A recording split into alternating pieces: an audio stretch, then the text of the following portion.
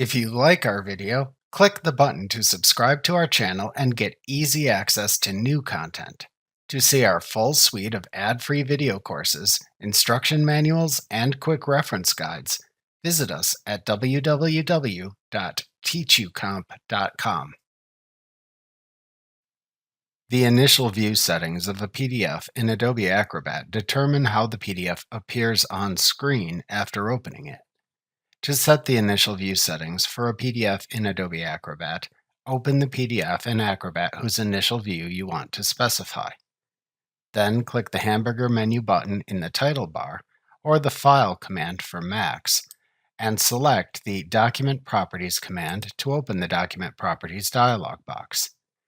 Then click the Initial View tab in this dialog box. To set the appearance of the Navigation tab in the PDF, select a choice from the Navigation tab dropdown in the Layout and Magnification section. To set the initial page layout in the PDF, select a choice from the Page Layout dropdown. Choices include a single page, a single continuous page, or one of several two-page displays. To set the zoom level of the PDF, select a choice from the Magnification dropdown. Selecting the default choice for either the page layout or magnification settings uses the default settings of the device that opens the PDF to determine its appearance. To set a specific page to show other than the first page when opening the PDF, type the page number to show into the Open to Page field.